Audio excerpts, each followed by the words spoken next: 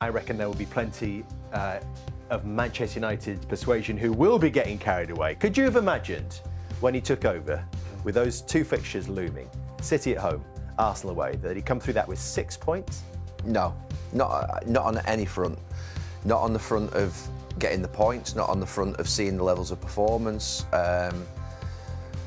No, you wouldn't have expected that. It's been a remarkable turnaround, and you actually wonder how, in the short space of time that he's been in, he's been able to put that performance level into those players and how they've transformed it from what has been, to be fair, absolute guff that we've been watching for 6 weeks prior to it, to now watching what is real performances with a real familiarity to it with regards to the system, how they're going to play, the intensity of it, in control of games without the ball, and then obviously big moments in matches scoring goals. So I don't know what's happened. I mean, you know, you two have been managers more than I have. What could he have done in that period that basically has meant that Manchester United team have transformed from what they were to what they are? Because, to be fair, these two performances have been fantastic. Well, I think it helps if you've got your best players available. That's definitely significant, isn't it? That's a big plus for him. And people like Maguire coming back in, you got your attacking options. The fact is, City had a bit of a weak game, Arsenal had a bit... All these little details do help. Because the one thing you would say with United's last two performances, they've certainly played with a lot of energy. They've had that look about them. It's the first time I've looked at them, because all talk during the season was United have no real distractions. But when I was watching the games, it looks like they've got loads of distractions. They weren't playing on the front foot. They weren't playing with loads of energy. But the last couple of performances, they certainly looked that way. And certainly their confidence and belief from the last performance today, even from the first few minutes, there's something about them. Again, the players go back to playing their positions. A settled team, they played the same 11 from last week. And confidence and belief in players is huge. Last week you said, Roy, it's one result. No, it's just two. one result. Yeah, no, now it's two results. Two big results. And at what point did then it become irresistible that Michael Carrick has to become a really strong part of this conversation about United's future? I think if United win every game from now till the end of the season, I still wouldn't be giving him the job. Why? I just think they need something, a bigger, more experienced manager. Simple as that. Carrick could win every game. Timing coming into the job was fantastic for him. And he said it, yeah, he's enjoying it. But you enjoy management when you're winning football matches, of course. But I think the size of the club and the challenges they face over the next few years, because really, I know I've heard Jamie Carragher mentioned the last few weeks, you want a manager you feel will come in and get Man United winning league titles. Are we all going to sit here and believe Michael Carrick can get United winning league titles? Well, we've only got evidence of the last 2 weeks. I know, but that's still not enough for me. If you think on the back of 2 wins he warrants the job, then that's your opinion, and I'm entitled to mine. I don't believe he's the man to get Man United back winning league titles. Does previous experience matter, Patrick? Everyone's talking about a more experienced figure, and Gary has made that point as well. But sometimes does the job fit? Yeah, I think you have a young manager, maybe with no experience, who deserve to have a chance. I think you look at that Inter de Milan with Christian Chivu, who is on the top of the league in the Serie A, and he's doing a good job, and I think he will win the league. So I think a young manager can be successful in a club like Manchester United, and through his career at United, and of course he will learn, but I think in the last 2 games that he played against City and against Arsenal, we saw some really good decision-making. And when you look at today, the injury of Doku, and then he bring another striker, maybe another manager will go a little bit more defensive and to accept to defend.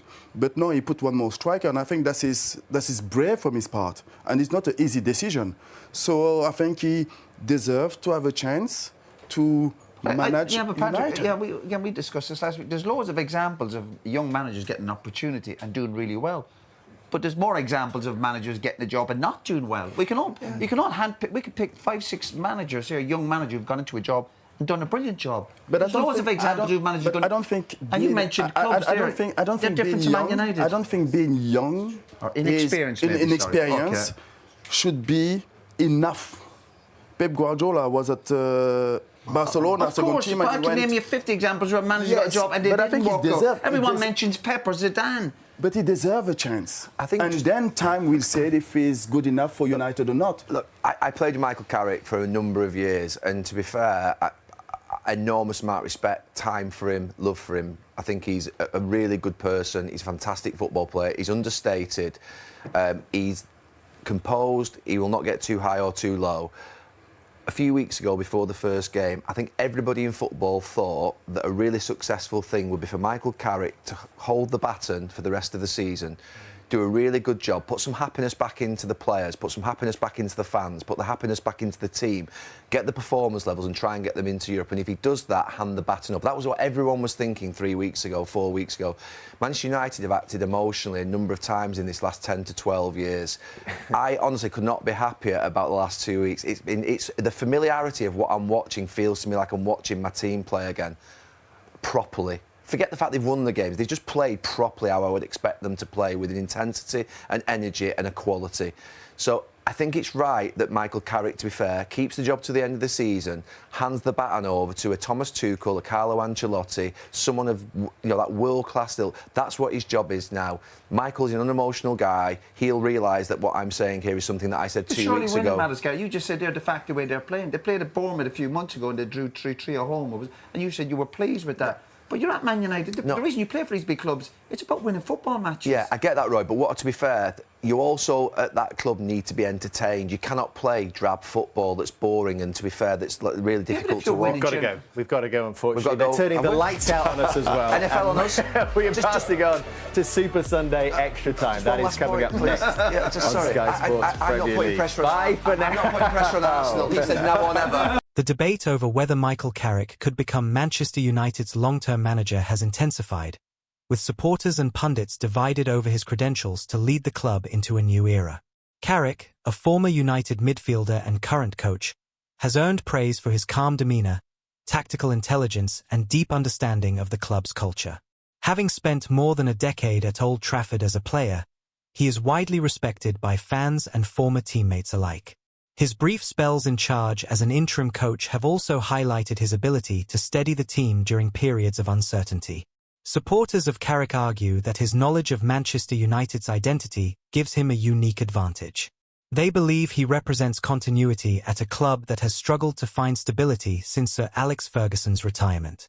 Advocates point to his football intelligence, leadership qualities and rapport with players as key attributes that could help him build a cohesive squad. However, critics question whether Carrick has the experience required to manage a club of United stature on a permanent basis. While he has worked as a coach and briefly managed Middlesbrough, some argue that his managerial resume remains relatively modest compared to elite-level managers. The pressure at Old Trafford, both on and off the pitch, is considered one of the most demanding in world football, and skeptics believe United need a proven tactician with a track record of winning major trophies. There are also concerns about whether Carrick would command authority in a dressing room filled with high-profile stars. Managing egos, maintaining discipline and implementing a long-term tactical vision are seen as critical challenges that require extensive experience at the top level. Despite the doubts, Carrick supporters believe that modern football increasingly values coaches who understand club culture and player development. They argue that giving a former player the opportunity to grow into the role could mirror successful models seen at other clubs, where former players have transitioned into elite managers. For now, Manchester United's hierarchy has made no indication that Carrick is being considered for a permanent role. Yet the discussion reflects a broader question facing the club: whether to continue searching for established managerial names or to invest in a figure deeply rooted in United's traditions.